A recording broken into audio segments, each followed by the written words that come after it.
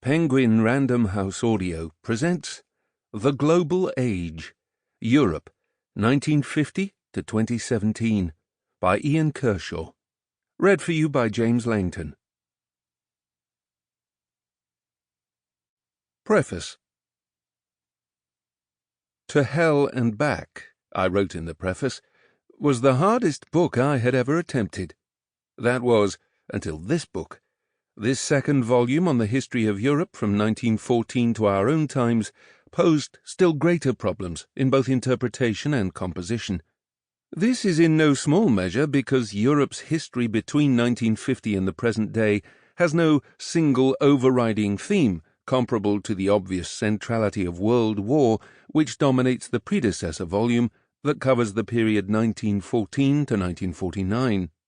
Europe in the global age was no longer in charge of its own destiny.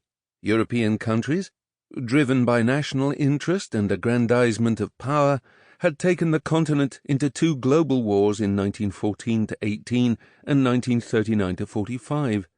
The first undermined, and the second sealed, the end of Europe's world dominance. Europe after 1945 was rebuilt under the aegis of the new superpowers, the USA and the Soviet Union, both with global interests.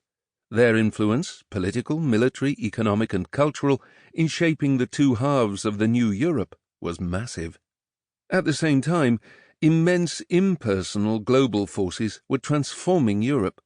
Global economic growth underpinned unprecedented levels of prosperity in the 1950s and 1960s. During the same period, a sweeping process of decolonization ended Europe's long imperial past. Turmoil in the Middle East led to the oil crises of the 1970s that then drastically reshaped the economy, while the end of the Cold War in 1989-91 brought huge political transformation and new global challenges for Europe. Not least, the astonishing communications revolution of the 1990s and 2000s dramatically accelerated globalization. The extent of Europe's exposure to global forces was in recent years fully revealed through the impact of 9/11, the finance crash of 2008, and the refugee crisis of 2015 to 16 that emanated from the Syrian war. The complexity of Europe's history in this era poses significant problems for the architecture of the book. These are compounded by the division of Europe for over 40 years by the Iron Curtain. Other than as an idea of shared cultural identity, though one fragmented through religious, national, ethnic and class differences, Europe in these decades did not exist. Its two halves, Western and Eastern Europe, were themselves purely political constructs. The internal development of each half of the continent over that period is so different that it is impossible to integrate them in any coherent fashion until the fall of communism between 1989 and 1991. Although Eastern and Western Europe also thereafter remained profoundly different, the impact of rapidly accelerating globalization, a key theme of the volume, then makes it feasible to deal with them together rather than separately. The nature of such a wide-ranging work means, as in To Hell and Back, that I had to rely heavily upon the research and writing of others, even more so, in fact, since I have never undertaken specialized research on any aspect of this period.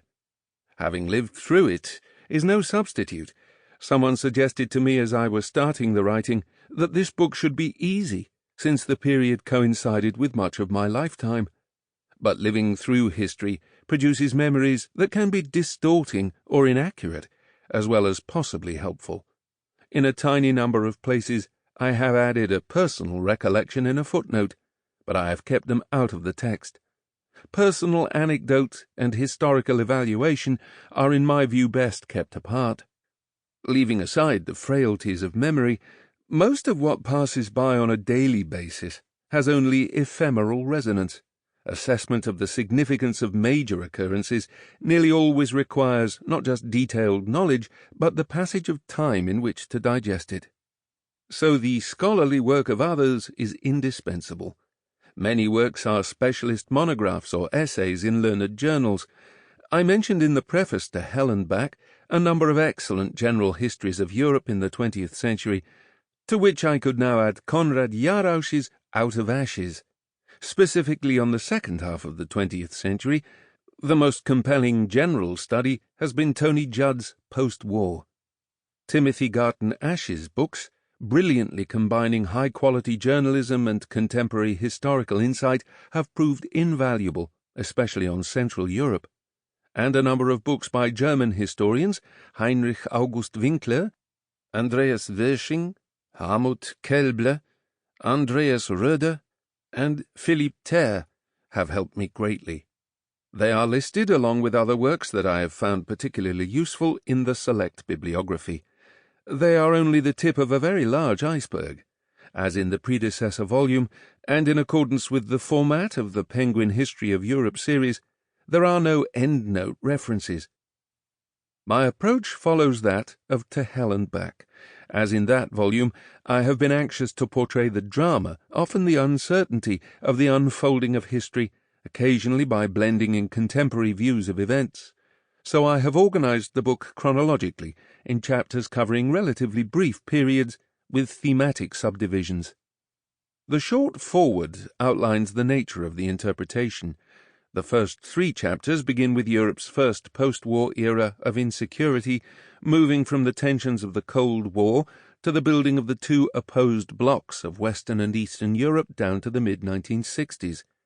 Chapters 4 and 5 deal with the astonishing and long-lasting post-war economic boom and its social implications, then with the bifurcation of culture, the doleful legacy of the recent past on the one hand, and conscious invocation of a new, modern, and exciting atmosphere on the other. How this burst into youthful protest in the late 1960s, and the changing social and cultural values that were left from the period of student revolt, is explored in Chapter 6.